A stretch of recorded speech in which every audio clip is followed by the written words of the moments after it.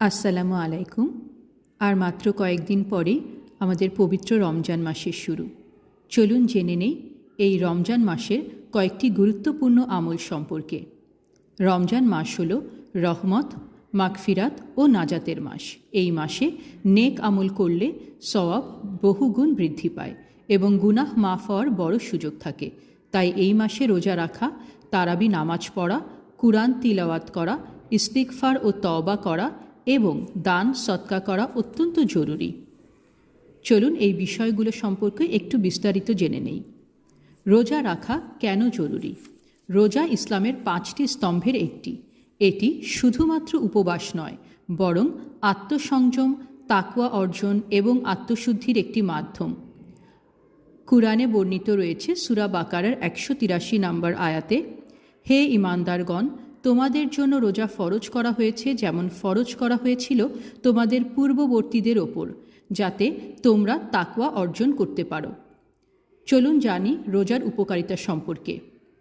এটি আত্মসংযম শেখায়, গুনাহ মাফ হয়, তাকওয়া ও আল্লাহর নৈকট্য লাভ হয়, শারীরিক ও মানসিক শুদ্ধি ঘটে।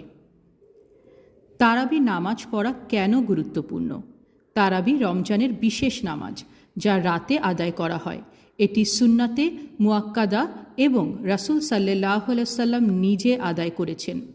হাদিসে বলা হয়েছে, যে ব্যক্তি ঈমান ও সওয়াবের প্রত্যাশায় রমজানের রাতে তারাবি নামাজ পড়ে, তার অতীত গুনাহ মাফ করে দেওয়া হয়। তারাবি নামাজের উপকারিতা সম্পর্কে জানি।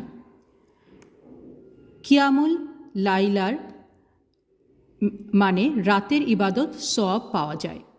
কুরআন তিলাওয়াত শোনার সুযোগ হয়, আত্মার প্রশান্তি লাভ হয়। কুরআন পড়া কেন গুরুত্বপূর্ণ? রমজান হলো কুরআন নাজিলের মাস। এই মাসে বেশি বেশি কুরআন তিলাওয়াত করা উত্তম।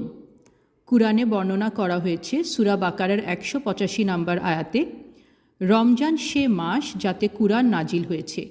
কুরআন পড়ার উপকারিতা। কুরআন নূরের উৎস, আত্মার প্রশান্তি দেয়। কিয়ামতের দিন এটি সুপারিশ করবে।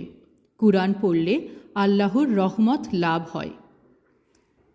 ইস্তিগফার ও তওবা করা কেন জরুরি? রমজান হলো গুনাহ মাফের মাস। আল্লাহ তওবা কবুল করেন এবং গুনাহ মাফ করে দেন।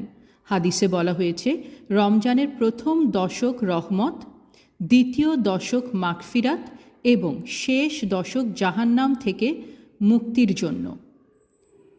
ইস্তিগফারের উপকারিতা হল অতীত গুনাহ মোচন হয়, অন্তরে প্রশান্তি আসে,